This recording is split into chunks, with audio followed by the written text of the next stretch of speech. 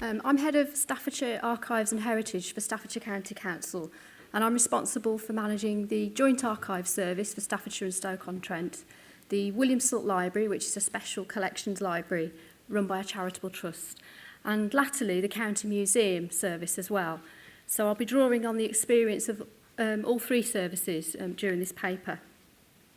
So this will look at how we developed a digital engagement strategy to coordinate different digital channels and how we've used it to promote the service internally and externally.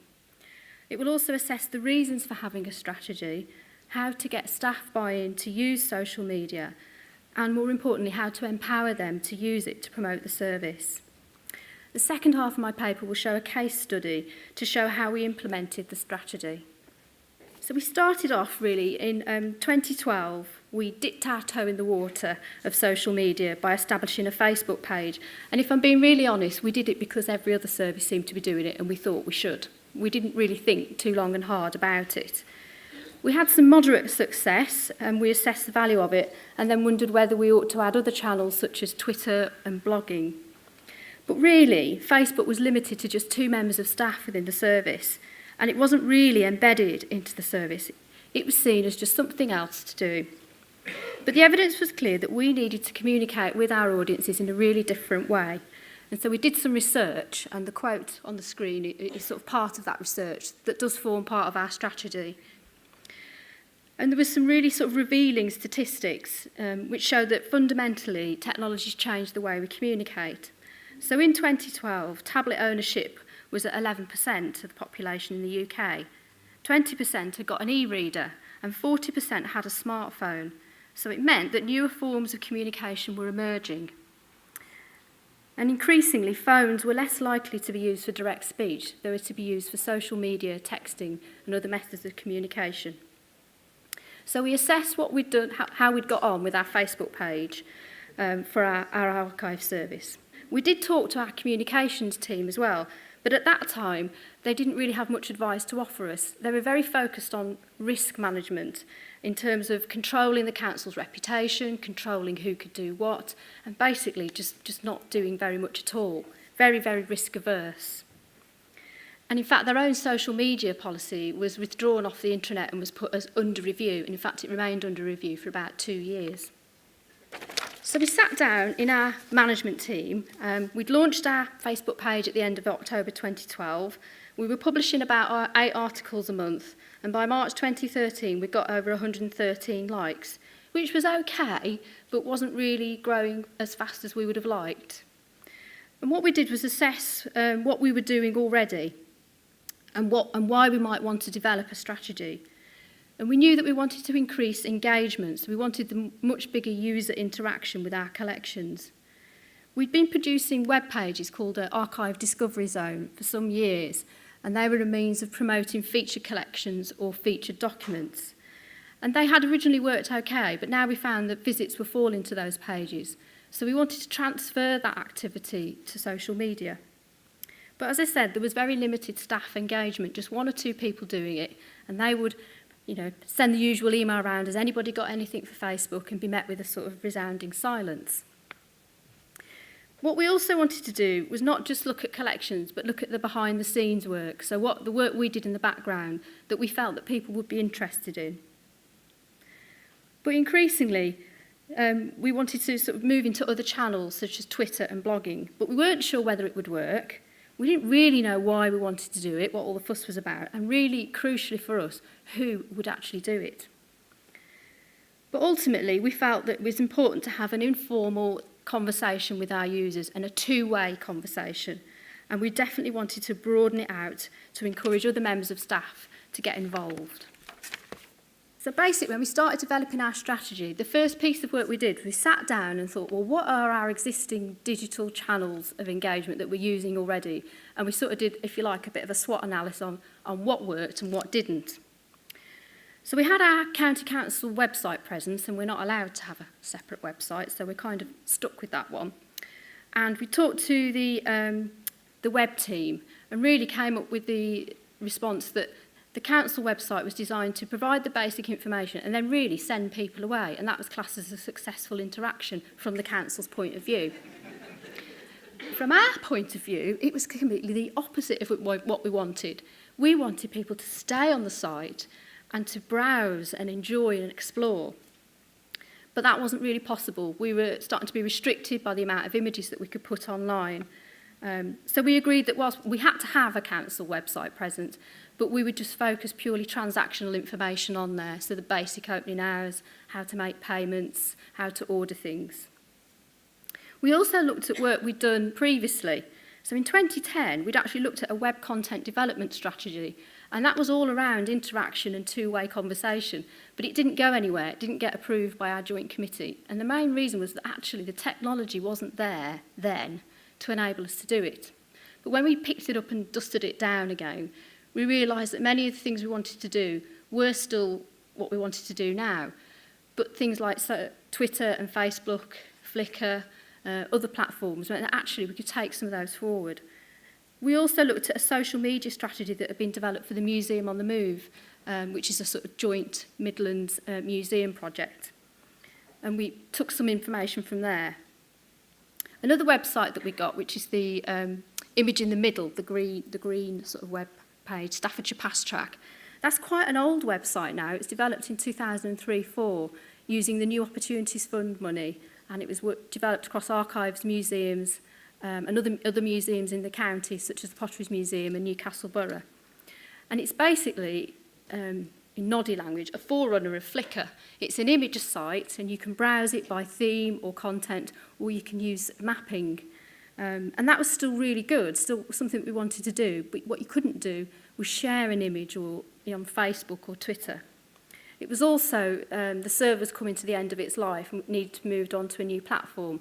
So we decided that we would push to move it to a new platform and build in new functionality. Our online catalogue was what we decided would be our core authorised version of collections. So we decided the function of Gateway to the Past, as it's called, was to offer that reassuring content so that people could trust the information about our collections. And for the moment, we've left the catalogue to one side. The Staffordshire Name Indexes website is something that's come out of our volunteer group working. So they're indexing records that we hold, and we then publish them on the Name Indexes site, which has been around since 2008. And that allows people to search our indexes, and then they request copies or transcripts from the archive service. And then we'd recently entered into a contract with Find My Past to deliver direct access to our parish registers and other collections. And that contract had been signed in 2013, and the first half of the material went live last year, with the second half going live this summer. That was our commercial contract, though.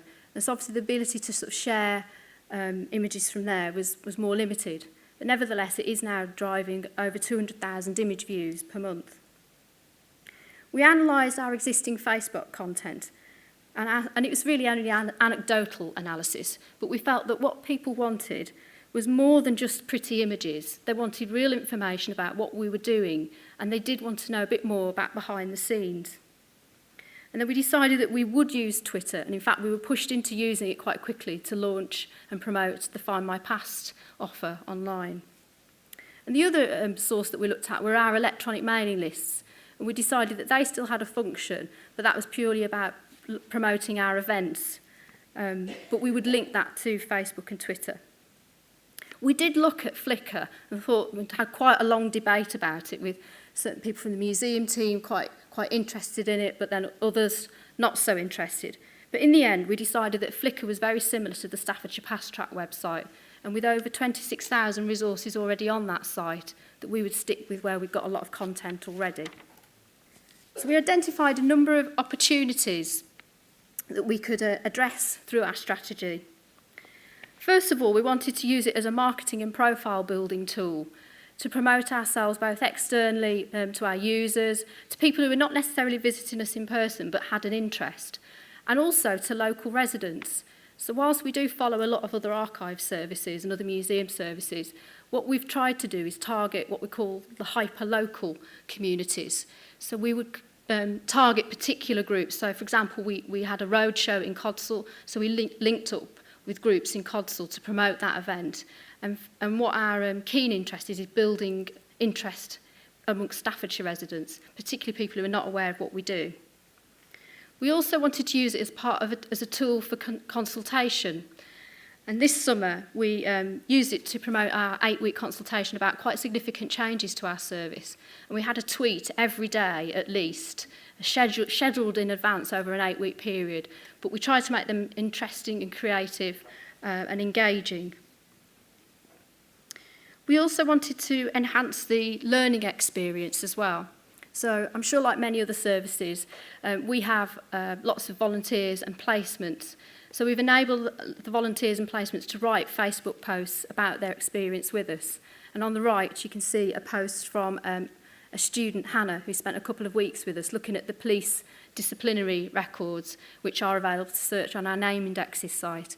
And she tells a story of an interesting case that she found. But we also wanted to report on what we were doing, record new collections that were coming in, and just share anecdotes. So sometimes that will be a tweet or post from a reader who's found something interesting in what they're looking at.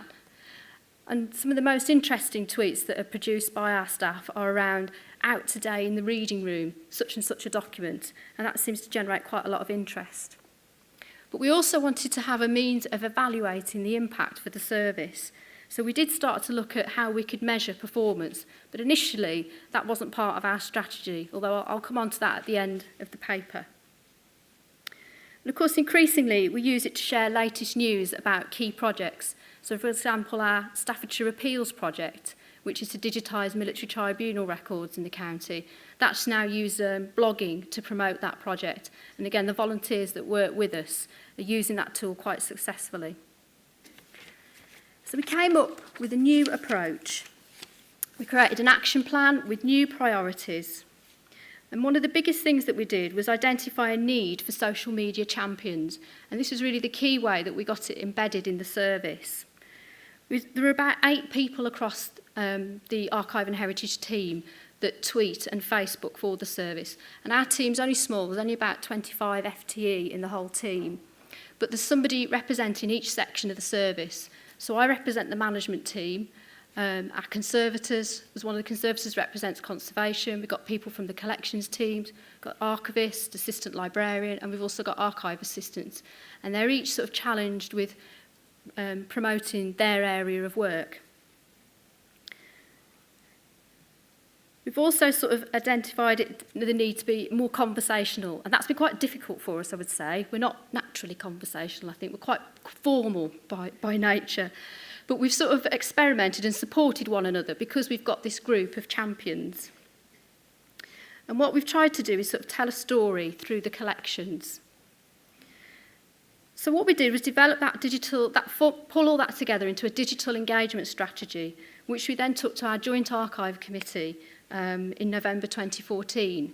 And they approved that committee, but they wanted feedback. So they wanted to know, well, can you come back to us and tell us if it's working? And actually, we'd like to see some harder performance measures.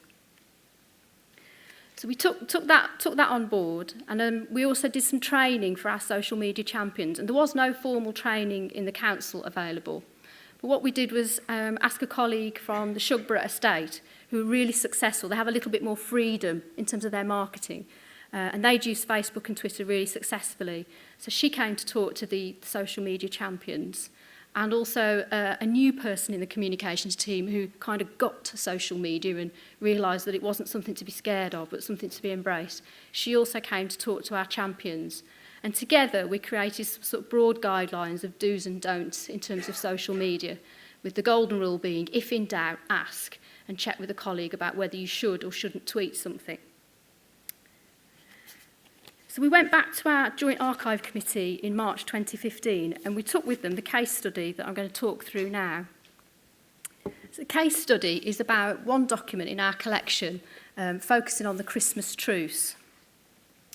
So we've been investigating the collections that we held for material about the Great War to support the commemorations in the county and city of Stoke-on-Trent.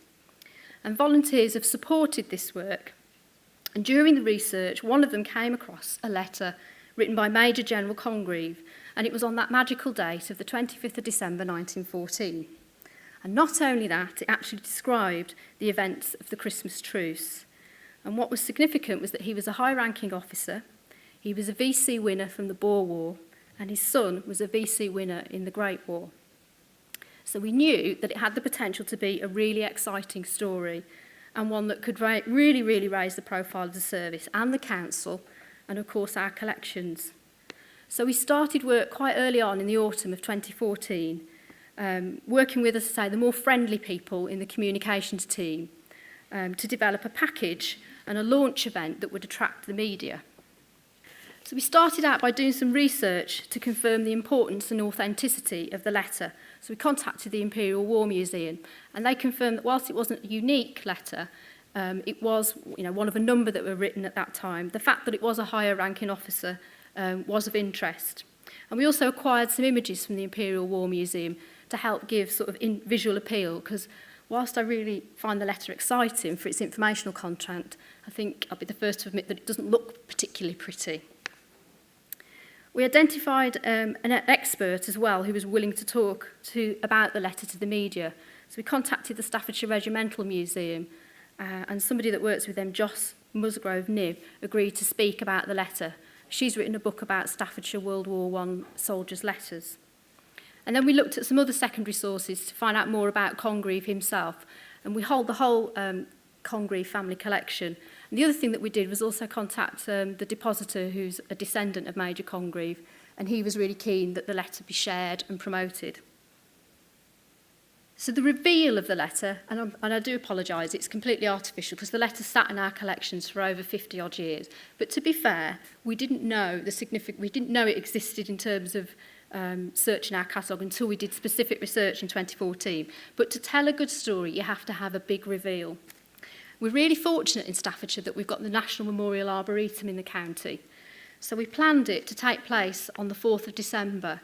And again, the communications team were really good. Their advice was to go early with the reveal, and then the story would build, they said, before in the run-up to Christmas. So the original letter was taken by me to the National Memorial Arboretum, and then it was read out by a costumed interpreter. And at the same time that morning, our cabinet member, who's the chap in the suit on the right, did the introduction. So obviously it was sort of bringing in influential members of the council as well as appealing to the wider world. At the same time that morning, there was a group of school children visiting the NMA, and they were brought in to have a look at the letter, and they couldn't believe it was the real thing, that it was really 100 years old. And it did cause, as my colleague from the comms team said, a media scrum, was what she said. And with her advice and support, we were tweeting as we went, and we got scheduled sort of Facebook posts and tweets to go. But what the comms team also did was produce an audio-visual presentation of the letter, which is on YouTube and now also on the Staffordshire Great War website. And I'm just going to play that video.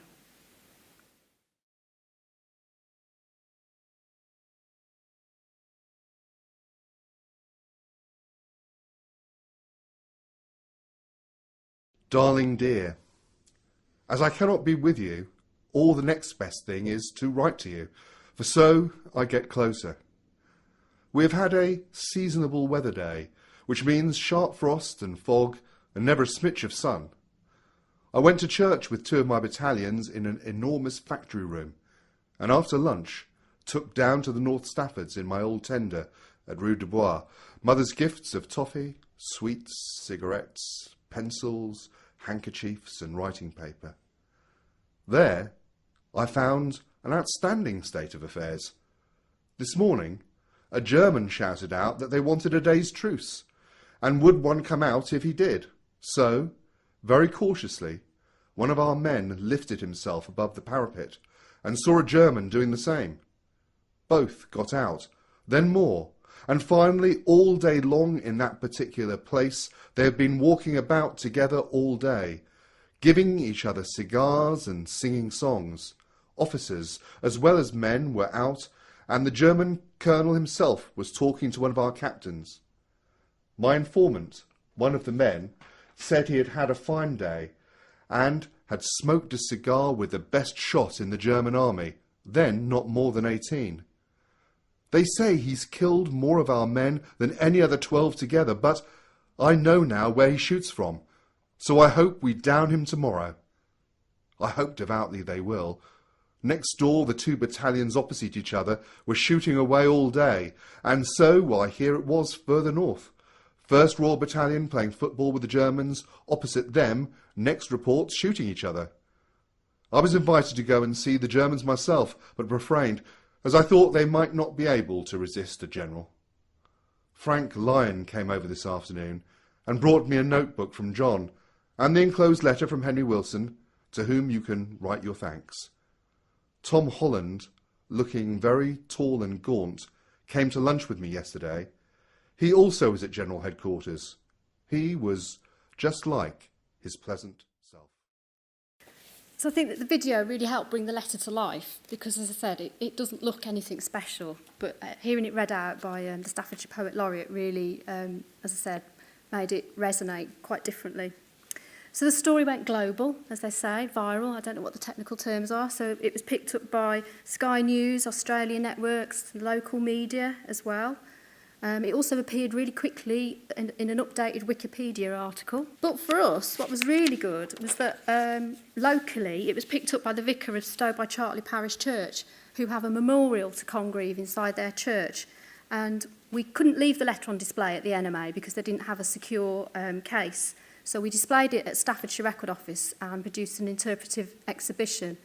We duplicated that exhibition and made a facsimile of the letter, and they had it in the church over Christmas. And for the vicar, it was the focus of his Christmas message that year. The statistics were huge. It sort of leapt up the engagement with our Facebook and Twitter pages. We measured the impressions and engagements for Twitter, and it was nearly 8,000 impressions and over 162 engagements. And the reach for Facebook was over 1,500 and 112 likes and shares. So at the March Committee, we reported that case study, and then we agreed how we would measure performance. And in looking at this, we discovered that there aren't any, unless that's changed, nationally agreed performance measures. So we made our own up. Members are really fixated on likes and follows, but for us, that's not really reflective of whether an individual post or tweet has had an effect. And also, if you're a year behind another service in terms of when you started, then you're always playing catch-up. So what we decided to measure, as well as likes and follows, was Facebook reach, so the number of people who actually look at your post and share it, and engagement, so that what people actually do as a result, whether they like it or comment. And the same for Twitter. The impressions show the number of times a user actually saw the tweet, and then engagements, the number of times they actually, again, did something, took an action as a result. And that means you can look at individual posts and see what works and what doesn't. So just really quickly to conclude then, the benefits of our strategy were a method of using creative consultation, a brilliant way of promoting new services and attracting publicity, an excellent way of building our reputation, definitely within inside the council and also externally. And I think the best thing we did was empowering those social media champions. And it's been a great use for projects and volunteers to focus their work. And using the video is, again, a new tool for us. And we're now seen as an exemplar by the communications team. So I recommend it to anyone to create a strategy. Thank you.